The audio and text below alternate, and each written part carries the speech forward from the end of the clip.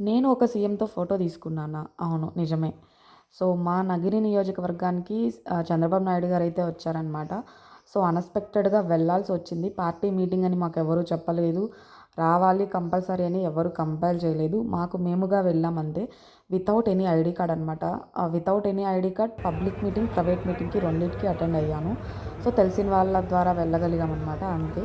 కాకపోతే లాస్ట్‌లో ఉండి మాట్లాడి ఫోటో తీసుకున్నాం.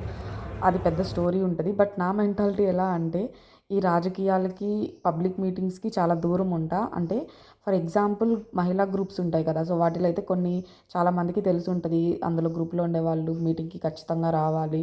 10,000 వస్తది, 20,000 వస్తది గదా! అని చెప్తూ ఉంటారు. అలాంటి గ్రూపుల్లో గూడా నేను జాయిన్ అవ్వలేదు. ఇన్ ఫ్యూచర్ గూడా జాయిన్ అవ్వను. సో, నాకు ఆ డబ్బులు వద్దు. అలా పబ్లిక్ మీటింగ్స్‌కి అటెండ్ అవ్వాలి అనే రూలు నాకొద్దు నా లైఫ్‌లో అనే మెంటాలిటీ నాది. కాకపోతే నాకు నేను స్వతహాగా వెళ్ళాను గాబట్టి ఓకే. సో, ఫైనల్‌గా నేను పబ్లిక్ మీటింగ్‌లో అందరూ వినే ఉంటారు. బట్ ప్రైవేట్ మీటింగ్‌లో నేను చాలా నేర్చుకున్నా.